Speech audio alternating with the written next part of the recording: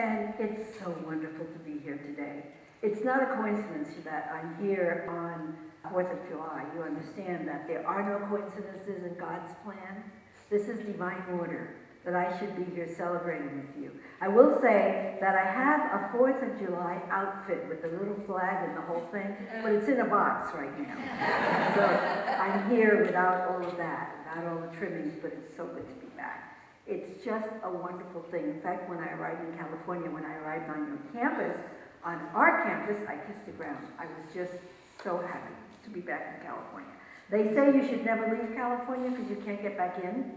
And I tell you, I was beginning to think that was going to be true for me too, because I just wanted to get back into California and I couldn't do it. You know, when I graduated from ministerial school, I had come from California because I had been a school teacher in Bakersfield, California. And I wanted to get back in. And all the California ministries went to men and married men in those days. And so there were no, and I kept saying, I'm not going anywhere back to California. And I graduated in May. By September, I was still there.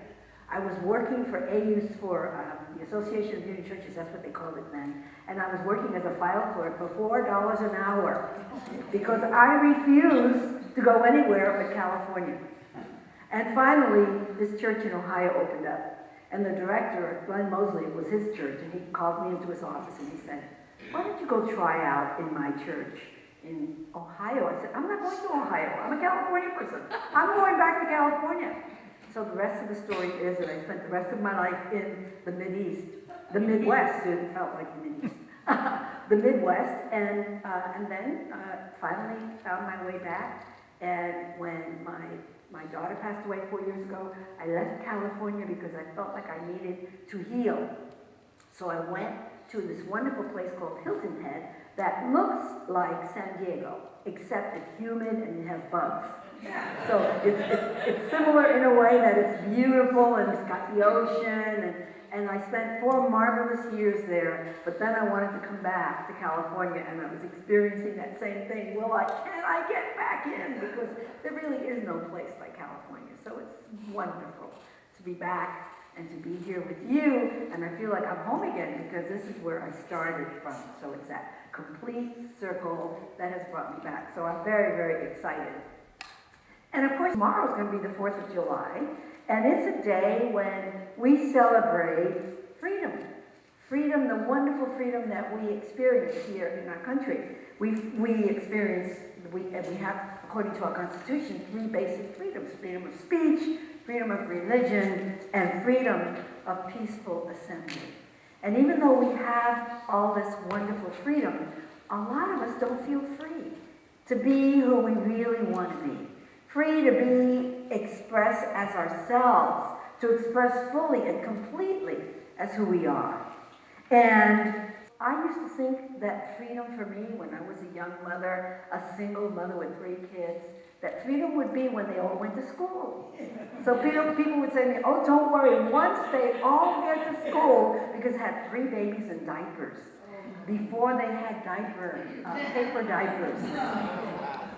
And we lived in New York, and we lived in a place where I didn't have a washer and dryer, and so I would have to cart those diapers to the laundromat, those dirty, smelly diapers.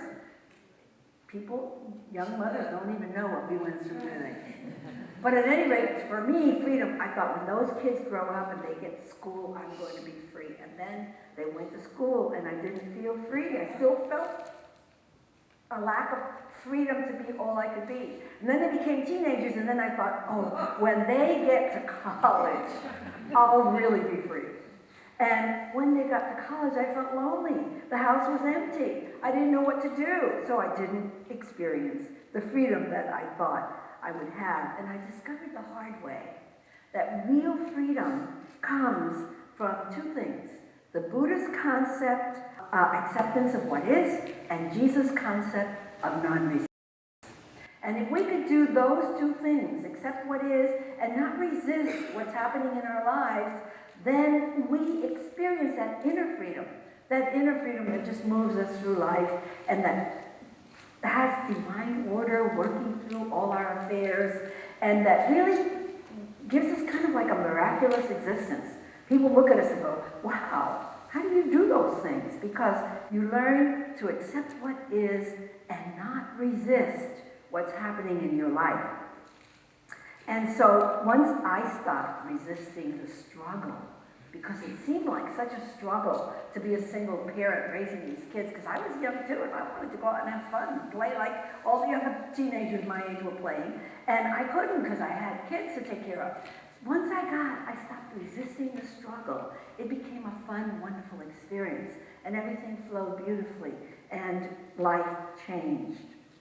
You know, I'm a student of the Course in Miracles. Is anybody here a student of the Course in Miracles? Raise your hands. Oh, good. Well, we'll start a group, or I'll join yours, or whatever. But I've been a student of the Course in Miracles for a good 20 years because I really love what it teaches. It teaches that all there is love. And that if you can just love enough, miracles happen in your life. And so it says, you make what you defend against.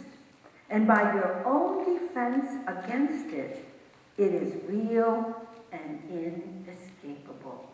By your defense against it. In other words, when you resist it, when you don't accept it, it becomes real and unacceptable. And then you feel trapped in this prison of circumstances that you can't seem to climb over.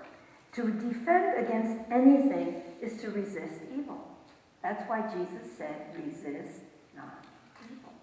Because when you're defending against anything, when you're fighting it, when you're struggling, you're resisting it. And when you resist it, you make it bigger. You make it worse. You give it power to work against you. And, you know, if you resist your debts, what happens? You start focusing on how broke you are and how you don't have anything, and then you start getting a greater sense of lack because it works against you. And you start feeling like hopeless. Oh my God, I'll never be able to climb out of this because it becomes so big. You know, we say in Unity, where your attention goes, what happens? Energy flows. Let's say that together. Where your attention goes, energy flows. So what happens is that whatever you place your attention on, you're giving it energy. And anything you give energy in your life grows, and then it makes things worse. If you resist the drama of a failed relationship, whether it be with your child or your partner or your spouse or a friend or the minister, if you resist that, what happens is you attract more of it. You attract more rejection. You attract more abandonment because you're resisting evil. You're resisting it, you're making it bigger. You've all heard that. What you resist, what? Persists, right? So if you resist something, it just makes it more real for you. You resist a job opportunity that you lost, and by focusing on the fact that I should have said things differently, or I should have done this, or I should have done that, or maybe I shouldn't have done this, and what happens is it becomes bigger and greater in your life, and it's harder to find another job. And what happens also is that then you attract more of those same people who betray you or who talk about you. You get the same boss with a different face and a different name. And you find the same people that are just wrapped up in duplicity and disillusionment and betrayal surrounding you at work. Because you have made it bigger and worse than it is. You've made it so real that you can't get away from it. In his book, The Sermon on the Mount, Emmett Fox says, as soon as you resist mentally any undesirable or unwanted condition, you endow it with more power which it will use against you. Hear that? As soon as you resist anything, what do? You empower it to work against you. And then he says, and you will have depleted your own resources to that exact extent.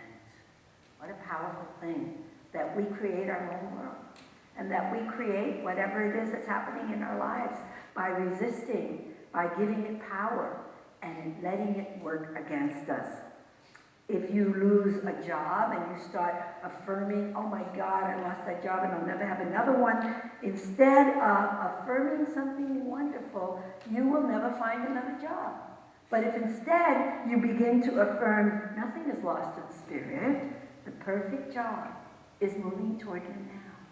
You start to shift the energy around you, and you start to attract to you that job, that perfect job that you want to see happening to you. And it's true with a relationship as well. If you want a relationship in your life, you can say, I'm poised and centered in love, and I attract the perfect, loving, accepting relationship into my life. You have to go for an interview to get a job instead of worrying, oh my God, what if I don't say the right thing? What if I don't do the right thing? What if they don't like me? What if they don't like the way I'm dressed? Instead, you just center yourself and you say, I go to meet my good. I know, I remember, I express perfectly. And then walk in, sit down, and watch what happens.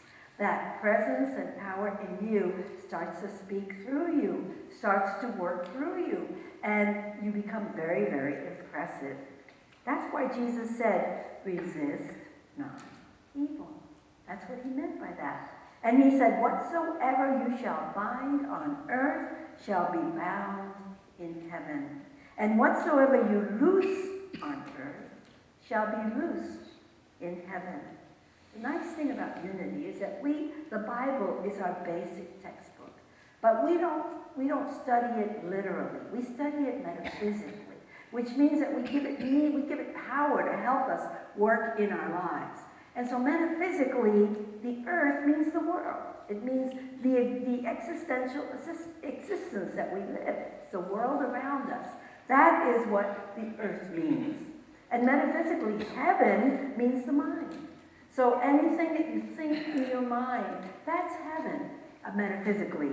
And to bind means to hold on to resist, to give bad energy to something. And so when Jesus says, anything that you bind in your world, in your life, the circumstances of your life, you're binding it in your mind. And so it's becoming very real mentally.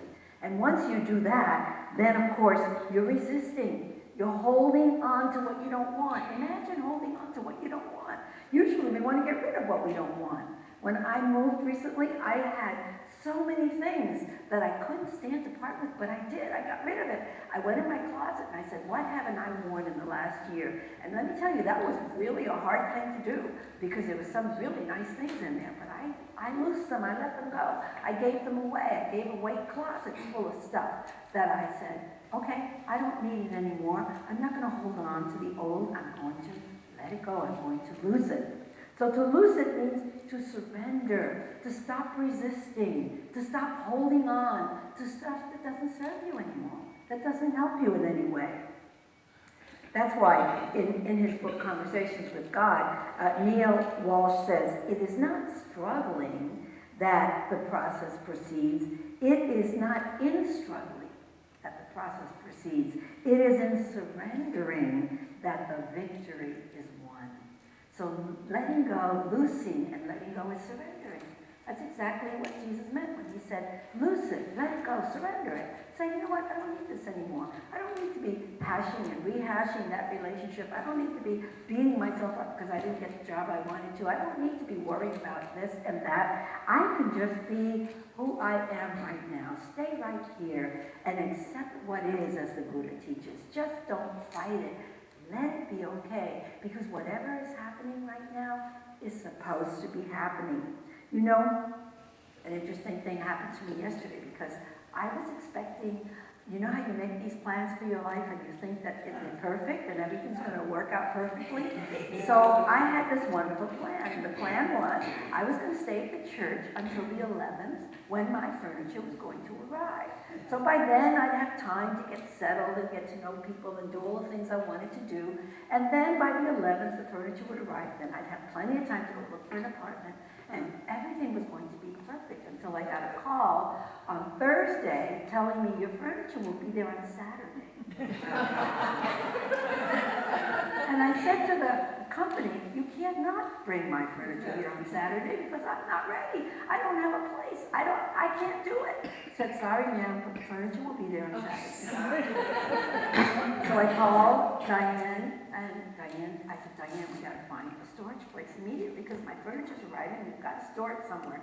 So we found a nice storage place and paid the money and made arrangements to put the stuff in storage on Saturday. And as we're leaving the storage place after we've paid everything, and meanwhile, I'm really working on the Buddhist concept of accept what is. It is what it is. I don't know why this is happening, but there must be a good reason for it, so just accept it, let it be okay. And I look at Diane and I said, Diane, you know what the real miracle would be? If we could find me a place, like before Saturday. And she got her little phone out and we came to the office and we started looking and said, well, let's go check that Hancock Village place. And we had 2 or 3 places, so we checked all of them, and I fell in love with this little tiny apartment, 600 square feet, but that's all I need. I'm coming from an 1,800 square foot house, but 600 is good, and I fell in love with it. You know why? Because it was new. Nobody's ever lived there, and I said, I've never lived in a place where just my energy is going to be there. Nobody else's energy has ever been in this place. So we found this perfect little place, and I signed up, and the furniture arrived yesterday, and we got it there. And I moved in. I'm not unpacked, but I moved in. Now, why did all that happen? I'm not quite sure. I think maybe so that we could manifest a miracle of finding the perfect place in one day. Who ever heard of such a thing? But we did. We found the perfect place in one day. And so when something happens in your life that just kind of, shifts everything, because nobody really likes change, but changes everything for you, stop and say, what is this about? There must be some kind of lesson in this. There must be a pony in there somewhere. And just accept what is and let it be okay. And just know that whatever is happening in your life is happening for a good reason, even though you don't really know what it's about. I will say this, it's a tremendous sense of relief for me to know that all my stuff is here. I don't have to worry now about going to a storage place and renting another truck and getting it out of storage and all that stuff. And then, of course, the truck arrives. Now remember, this is my first Sunday, so I was planning to spend all day Saturday preparing for this. And they said to me that they would be here at 10 o'clock in the morning, and I had to have cash. They didn't want to check. So at 9 o'clock in the morning, I am at Wells Fargo to get cash for the movers. And I opened the door, and there's a line that comes almost outside the door. I thought maybe there was a celebrity in there speaking, and people were alive. Now I'm coming from Ohio. I'm coming from South Carolina, where there's 2 people in the bank at a time. And I said to the last person online, is something going on here? And he said, no, we're just waiting for the tellers. I said, this is the teller's line? I started counting. There were 30 people on that line. And I had to be back here by 10 o'clock because supposedly the truck was going to be here at 10 o'clock. Well, to make a long story short, I didn't get back here by 10 o'clock. But when I got back, there was no truck. And then the truck didn't arrive till noon, and it got stuck in our driveway till 3 o'clock in the afternoon. Because it went up, and the trailer truck got stuck, and poor Barbara had come over here to do something, and she couldn't get out. She couldn't, her car was trapped, she was trapped in the yard. So she took pictures for the newsletter, the next newsletter. And in the end, I got back here at 6:45, everything was done, and I was so exhausted, I was asleep by 8 o'clock. I didn't even eat dinner, I was too tired to eat. And I woke up early this morning and did my preparation this morning, and it all worked out just fine. So I want to end with an affirmation. I will always try to end with an affirmation to try to help you to remember that this stuff really works if you work it. And so the affirmation is, I claim my independence from the circumstances of life. I am free to be all I was meant to be. So I'm going to say this in 2 parts. I claim my independence from the circumstances of life. Let's say that together. I claim my independence from the circumstances of life. Now I know that every one of you right now is going through circumstances that you'd like to be independent of. And so what that really means is that you are going to loose it and let it go. You're not going to be focusing on it. You're going to stay in the present moment. And if you have to have a reason, say, I don't know what the reason is, but there must be a reason for this, so I accept it. And then that makes you free to be all that you were meant to be. So I am free to be all I was meant to be. Let's say that. I am free to be all I was meant to be. And so it is. And so we let it be. Yes.